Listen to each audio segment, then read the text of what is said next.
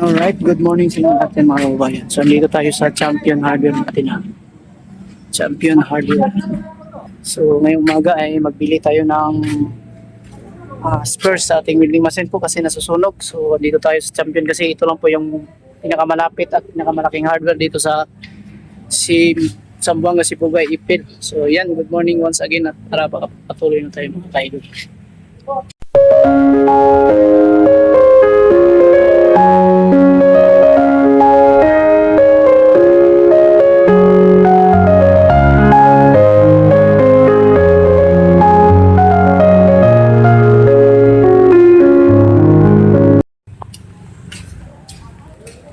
Iya.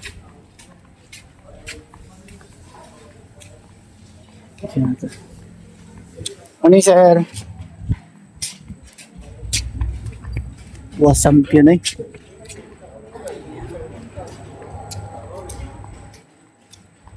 Spur.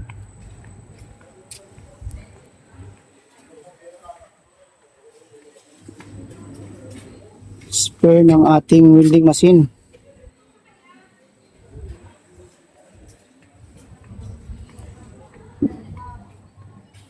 Dito.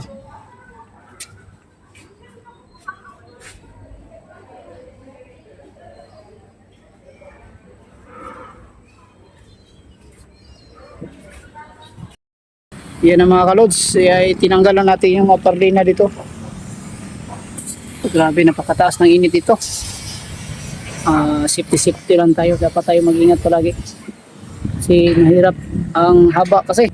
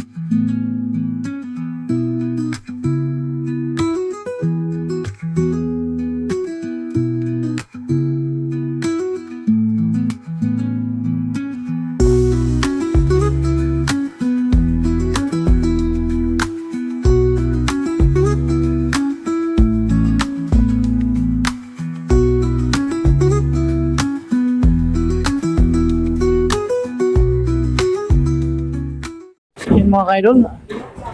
Update ko tayo sa natapos namin o ganap ngayong araw na to sa ginagawa namin dito. Ayan, mga kasamahan sila. Si Ninyo.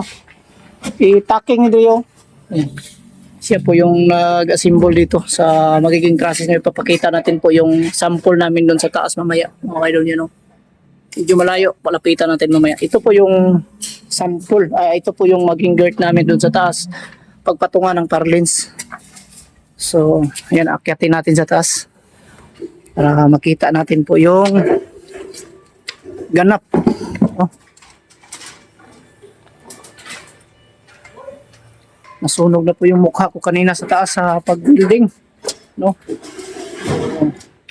Natural lang po yan. Construction worker. Sanay na po tayo. So dito tayo dadaan. So ito po yung magiging kwarto. Pagkatapos ma-repair to. Ay gagawin po. Ang gusto ng client dito ay gawing isang kwarto sa baba. Tapos sa taas. So sarado to. Lalagyan ng CR ito. Malaking trabaho po mga kaidol lang mangyayari dito kasi dito babaguhin to po yung ano dito, daming babakbakin nito o tibagin. So dito tayo dadaan. Tulad ditong hagdanan ay mawawala na to. So akyat tayo mga kaidol, sabayan niyo ako. So dami ng mga kalat dito sa taas pero okay lang yan. Ang kukunin natin dito itong mga plywood kasi pag mahulugan kasi ito ng flux baka masunog po, no? Ingatan natin at yung mga plywood itabi natin yan para sunugin dito sa labas, dalhin natin sa pinakalabas doon. So ito muli this update, bali tinanggal na namin lahat po yung mga parnina dito na dati. Agyatin natin litis update tayo kasi pupunta pa tayo na kit, bili tayo ng ulam. So ito na po yung ganap ngayong araw na ito mga kaidol. So malinis na dito. Dati kahapon. Bali pang 4 na araw namin itong nagawa or natrabaho kasama tong pagtayo ng mga poste, no? Ito, kasama tong pagtayo ng mga poste. Paghuhukay dyan at paghahakot ng materialis doon, napakalayo. So hinakot namin papunta dito. Punta dito. So ito na po ang latest update, no? Yan. So taas explain natin kung ano ba talaga ang gagawin dito, kung paano ba babaguhin, paano ba ang disenyo. So ito po mga kaidol, ito na po yung reference natin or basihan sa magiging drop ng ating bubong dito sa taas. Yan. So ang gusto ng may-ari kasi ang sa drawing namin kasi nung una ay hanggang dito lang po yung bubong. Hanggang dito po binago niya kasi gusto po niya na ang bubong po dito galing doon sa pinakababa papunta dito ay nakalabas pa siya dito. Mangyayari kasi doble ang bubong nito. May bubong pa siya sa taas na A-type. So tapat niyang isang poste. Sa taas may bubong. Tapos yung dito sa pinakababa nakalagpas pa po yung bubong niya. So doble. Ang dito naka pa siya dito ng 1 meter. Doon sa sentro, pinaka-sentro nitong dalawang poste. Naka-overlap siya ng 1 meter. 1 meter dito ang overlap sa taas. At dito sa baba 1 meter din. So ganun po mga kaidol ang mangyayari dito. So bali po yung slope galing ng libilado nito, galing ng libilado doon papunta dito ay nag-slope po siya ng 82 cm. Galing doon papunta sa libilado, papunta doon. Ayan. So 82 cm po ang drop. So sakto lang yan. Hindi masyadong mataas at hindi din masyadong mababa. Yan. So yung ganap ngayong araw. At doon patuloy pa rin sila na pinuputol po yung dating dirt. At yung mga, kung nakikita nyo nung dati, marami pong hollow block dito na nakalabas ng firewall bawat isang kwarto. So nangyayari, giniba namin kasi malambot na po masyado yung mga CHB o hollow block dito sa mismong partition, no? Kasi wala po. Walang asintada na nangyayari mga ka-idol. Nangyayari kasi hindi kasintadahan. Kaya kinain po siya ng kalawang katulad nito. Kaya kinain po siya ng kalawang yung mga walang asintada. So ganito po siya ang nangyayari bawat isang kwarto may partition. So nangyayari ito, kinakalawang, kinain ng kalawang na po. Yan, ito ay mababa na, pwede na itong digibain. Kaya ang ginagawa namin dito ay palitadahan na lang to. Tapos itong nakabit namin ay sample pa lang to. Tatanggalin to kasi nilagyan na namin ng sample para at least makapagpatuloy kami sa pagtrabaho doon. Yun po ang basihan namin o reference. So yan lang idol. Ito muna mga ka-idol ang latest update sa araw na ito. Ingat kayo palagi and sa lahat ng ating mga viewers sa ibang bansa na nagtrabaho, ingat kayo palagi and sana po ay wala kayong mga masamang naramdaman sa inyong katawan, tulad ng mga sakit, no? Kasi yan po ang pinaka-importante, pinakamalaga sa ating buhay na wala po tayong sakit na iniindang sa ating katawan. Kasi marami pa po tayong iniisip o gustong gawin pa sa buhay na magaganda. So yan lang po. God bless sa inyong lahat sa mga viewers natin. Ingat kayo palagi sa lahat ng nanonood ng ating viewers at sa mga silent viewers natin. Amping mong tanan. God bless us all and bye-bye.